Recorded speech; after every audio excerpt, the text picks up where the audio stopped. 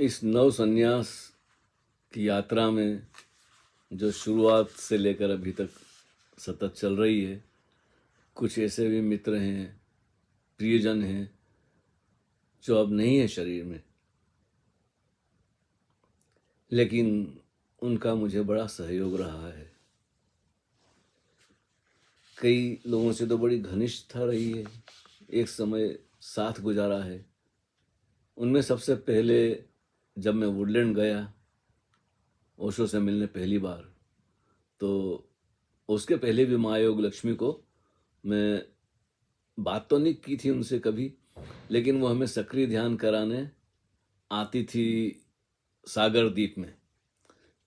कभी कभी वो आती थी, कभी चिन्मय जी आते थे, कभी स्वामी कृष्ण सरस्वती, और अधिकतर वो आती थी माँ कृष्ण करुणा जवेर बेन। वहीं पास में ही रहती थी वो, सागर द्वीप के मलबार हिल पर। लेकिन लक्ष्मी भी कभी कभी आती थी। तो उस वक्त बस वो हम सुबह आते थे और वो बोलते भाई शुरू करो ध्यान, पूरी ऊर्जा लगाओ सक्रिय ध्यान के लिए और सांस खींचो वगैरह वगैरह। संगीत तो होता नहीं था उन दिनों, तो सजेशन देते थे और हम 8-10 लोग ही होते थे, कभी कभी तो 5-7 ही होते थे, ज़्यादा से ज़्यादा 10-12 रविवार के दिन कभी 10-12 हो गए, उससे ज़्यादा कभी होते ही नहीं थे। सागर द्वीप में मलबार हिल 3 बत्ती पे एक बिल्डिंग थी मृदुला बहन की, वो भी चल बसी हैं। तो सबसे पहले आज सोचा कि अपनी बात तो मैंने करनी है, लेकिन माँ लक्ष्मी जिन्होंने ओशो का बहुत कार्य किया है, पूरा जीवन ही उन्होंने समर्पित किया है, उनकी भी इस पुस्तक में भूमिका के बाद में कुछ बातें मैंने लिखी है, संक्षिप्त में है, लेकिन मैं हर एक पुस्तक में मैं उन स्त्रियों के बारे में थोड़ा लिख दिया है जिन्होंने ओशो के कार्य में सहयोग किया है। तो ये माँ योग लक्ष्मी है। अब ये भी शरीर में नहीं है, लेकिन इनके बारे में ज़्यादा तो नहीं, लेकिन फिर भी जो कुछ मैं लिख सका हूँ, क्योंकि सभी कुछ होता है जीवन में।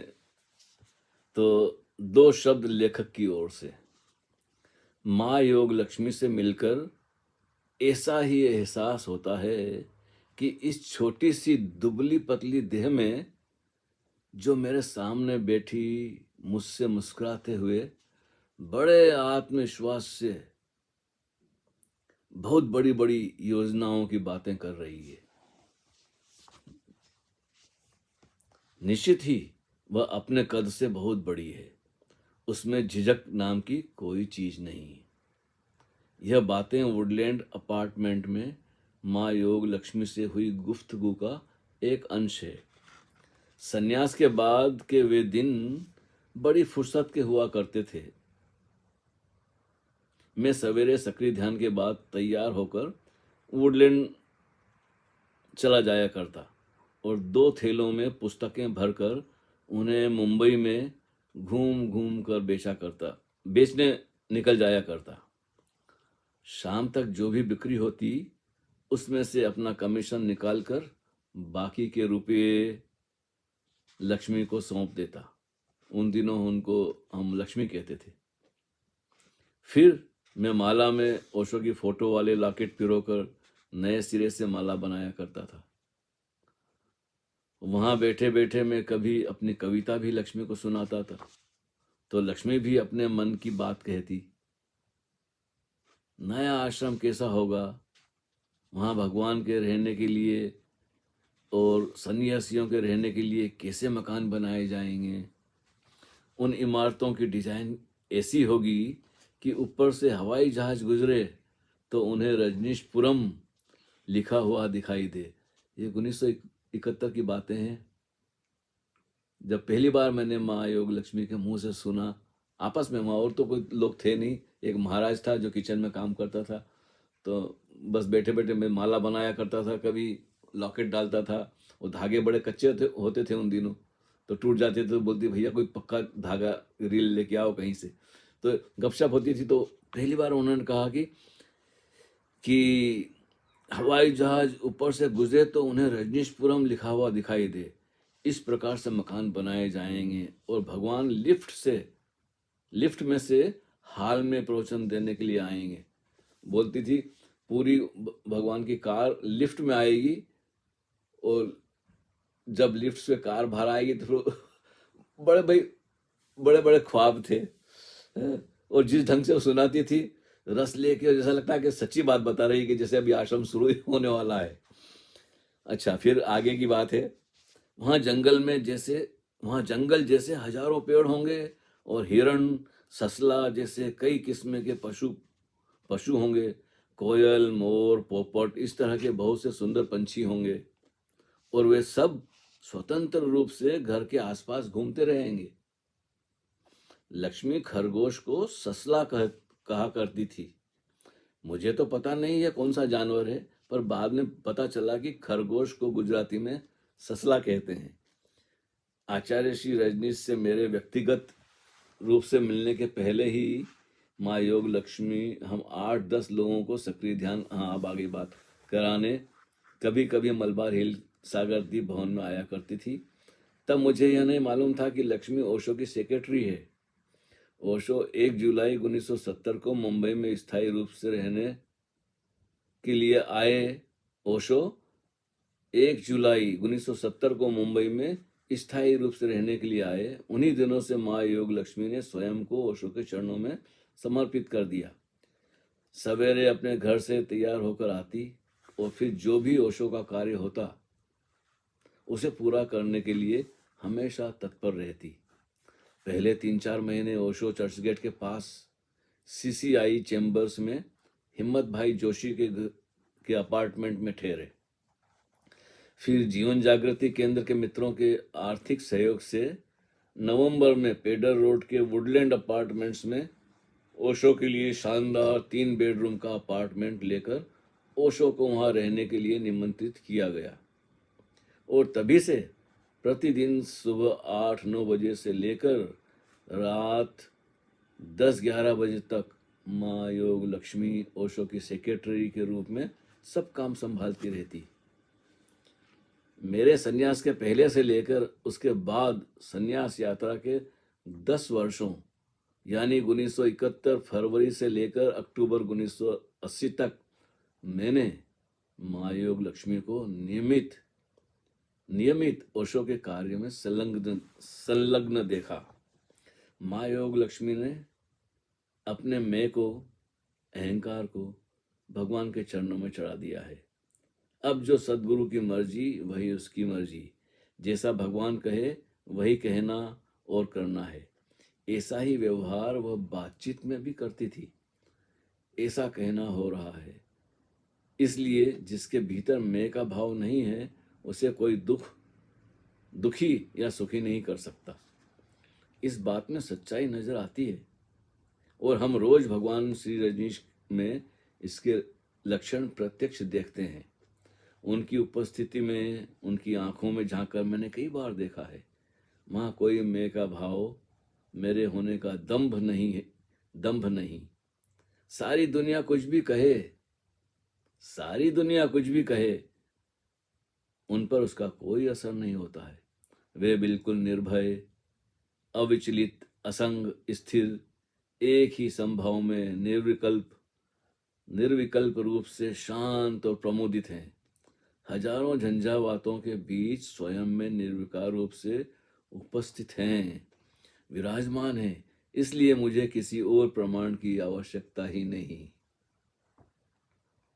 सदगुरु ओशो और मेरे संबंध में यह सब बातें, जिनकी चर्चा मैं फेसबुक पर कुछ मित्रों से मैसेंजर पर किया करता था, तो सबसे पहले तो फेसबुक का आभारी हूँ, और फिर मेरी बेटी सरिता का, जिसने मुझे फेसबुक का उपयोग करने के लिए बेसिक जानकारी दी।